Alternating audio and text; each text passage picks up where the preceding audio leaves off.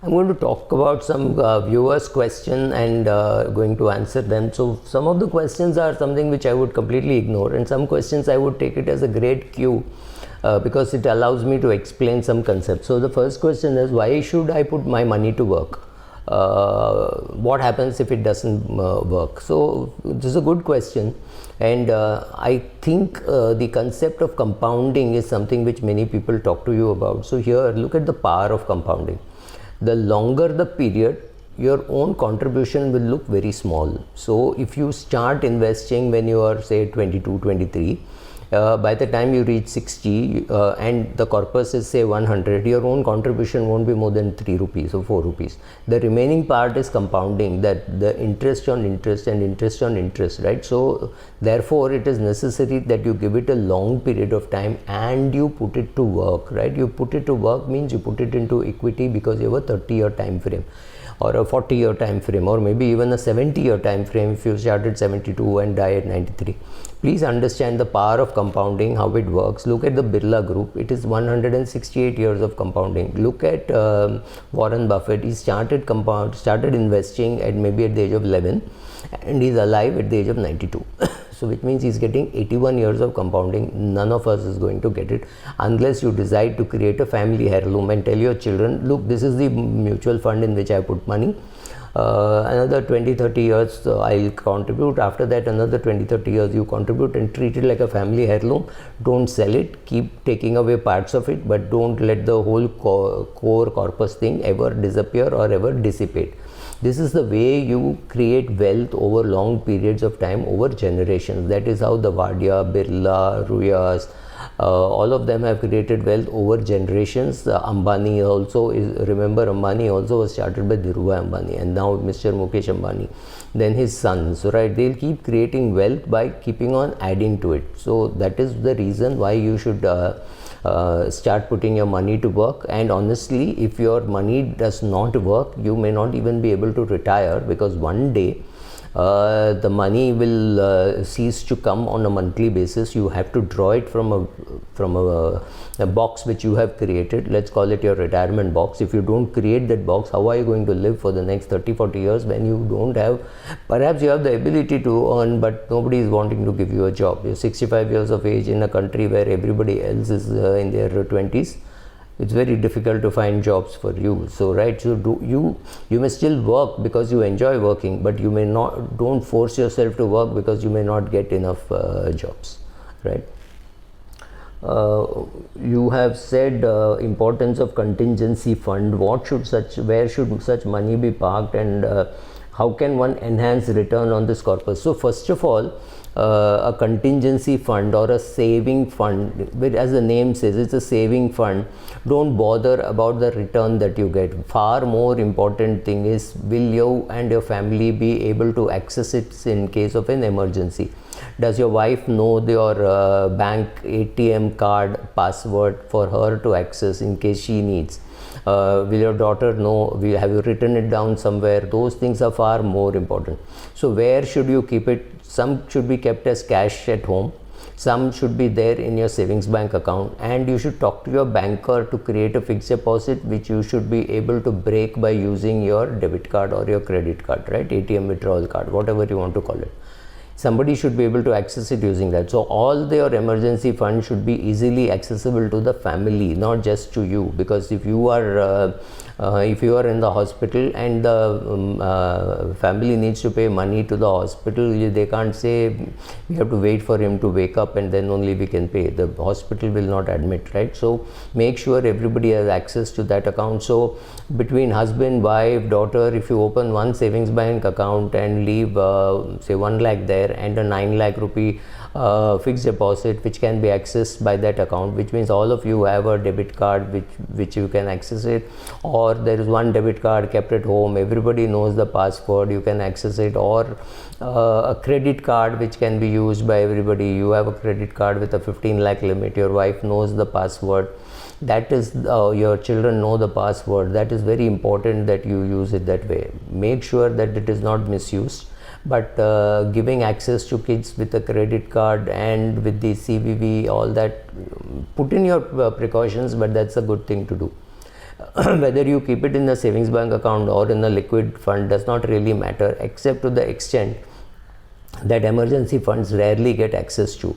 So if you keep it in a liquid fund for say 5 years, 10 years, 12 years and you never withdraw, you're avoiding the income tax for 10, 12 years by deferring your income. So that is the reason. But yeah, savings bank account, bank FD, accessible by a card, a cash at home and liquid fund, this is the combination in which you should keep. This is the correct answer as far as what is the contingency fund is concerned.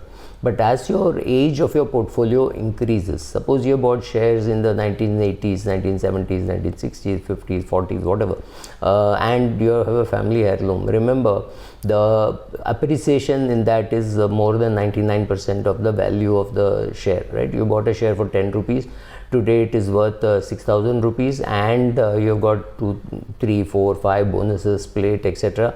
Then your cost in that 6,000 rupees is just 1 rupee, or maybe definitely less than 1 rupee, because you paid only 10 rupees and the splits and all happened.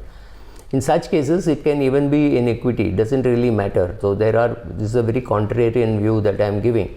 If you have a very old portfolio, please understand the power of compounding has made sure that your contribution to that is very small and the remaining has been contributed by time. So in such a case, there is no reason why your equity fund should not be your contingency fund, but normally the answer is to keep it in the bank account and in a liquid fund. Overnight fund maybe, so that's where you're supposed to keep it.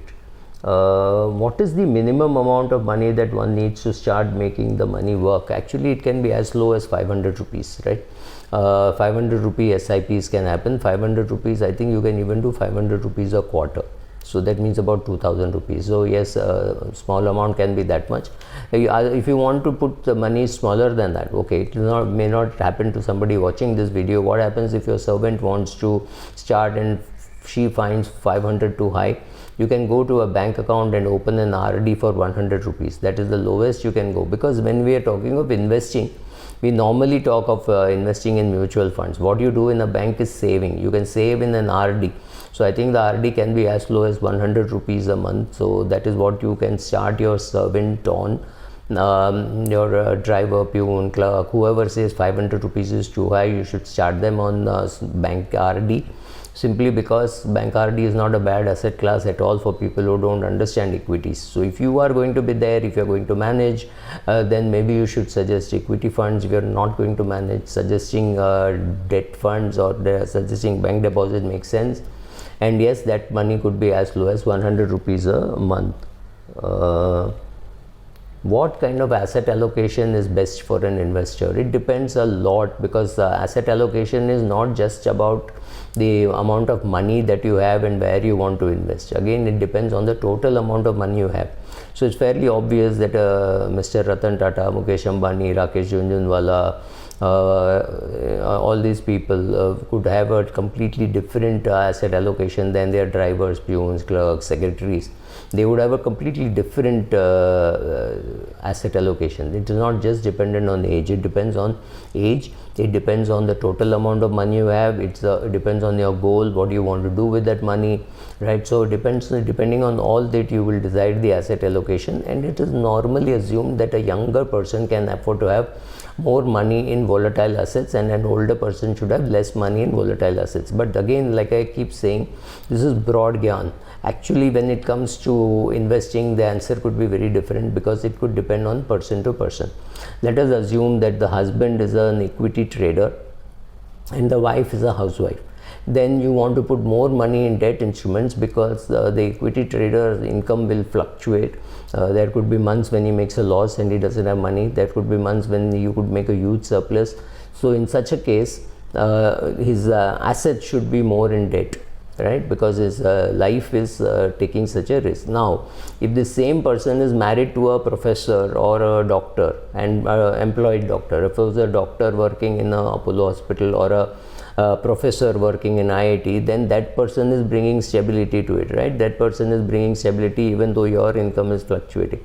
So in this combination, you find one stable and one fluctuating, then again the answer changes. So the answer depends on what profession is that person in, how much is the total amount of money, what is the understanding, like the person who's got a very stable person. Let's say a very stable person is a professor in IIT, and he knows that he will have a job till the age of 68, and after that he is likely to have an index pension, right? So it's a really stable job, is very unlikely to lose. Now such a person wants to put money in crypto. You cannot say, oh, crypto is too dangerous, I don't understand. The truth is, I don't understand, so I don't put. But if you want to invest in crypto, maybe you should ask your children how it is happening. And there are many friends of mine, big fund managers also, whose children are putting money in crypto. Now, I'm not getting into right or wrong. The question is, do you know how to do it? Based on all that, you will decide on what should be your asset allocation, what is your attitude towards. I keep saying this, if Rakesh Jhunjhunwala and Niranjan Hiranandani woke up with each other's portfolio, they would be aghast. They would not like it at all. Niranjan Hiranandani would say, oh my god, there is no real estate, and Rakesh Jhunjhunwala will say, oh my god, there is only real estate, right? So ultimately, what gives you comfort, what you are happy with, and all that combination should decide your asset allocation. Most important, your asset allocation should allow you to eat well and sleep well. That's very important. Thank you.